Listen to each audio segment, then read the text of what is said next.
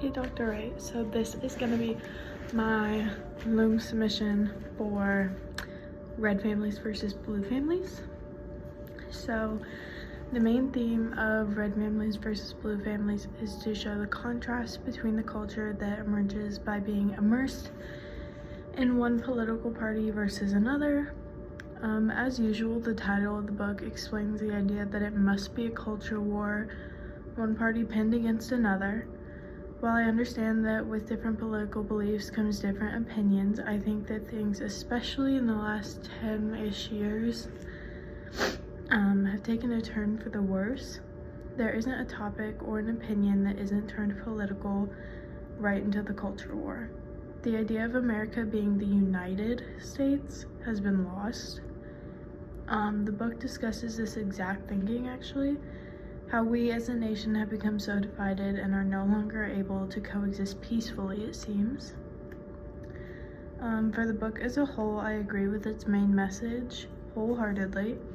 As I previously mentioned, I think every conversation topic is judged by whether it's a right-leaning or a left-leaning view. There's no action, conversation, or outfit that isn't being analyzed by other people. We as a society have completely strayed from the don't judge a book by its cover saying that we were told as children. The chapter I want to focus on today is chapter 5, which is contraception. And it was in part 2 of the book. The beliefs surrounding contraceptives created a different kind of division among the American people. The division was obvious between the rich and the poor, the more experienced and the young, and the sophisticated and the naive. They explain how the movement of stopping the spread and availability of contraceptives made it all the way to even married couples. It seemed to represent a class-based attempt to return to a more traditional morality, and this type of morality or beliefs are traditionally Republican leaning.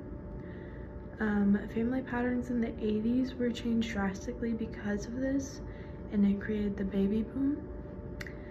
More children were born and adopted during the 80s spike. However, following the boom was a striking decrease in children, and this is because of several democratic and feminist movements surrounding abortion and other contraceptives and how they occurred during and after the boom.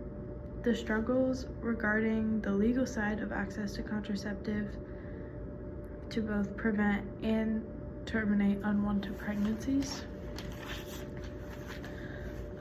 The book discusses how several of these policy issues create new consensus, and as someone who doesn't personally want children, having access to contraceptives and reproductive health rights is incredibly important to me. I've realized throughout my life that this way of thinking does divide or separate me from many of my peers.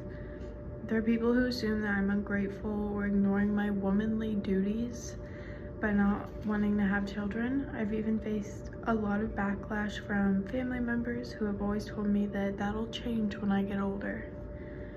And yet it hasn't.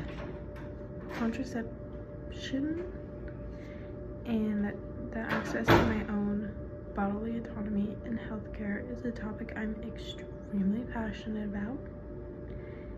And during Reagan's presidency is when America decided that it was now a political issue. The hypocritical belief that comes with pro-life campaigns is something I will never be able to understand. Their claim that an embryo is its own dependent life falls short when the consequence is the mother's life. There is a difference between an embryo and a baby, but they are often used interchangeably in pro-life arguments. To use as an oversimplification, putting a baby in a freezer would kill it, but freezing embryos keeps them alive. An embryo is not a baby. Contraception and abortion rights should forever and always be choice. Without access comes safety risks to more than just an unborn child, and any pro-life argument should be focused on the mother and their lives instead. Thank you.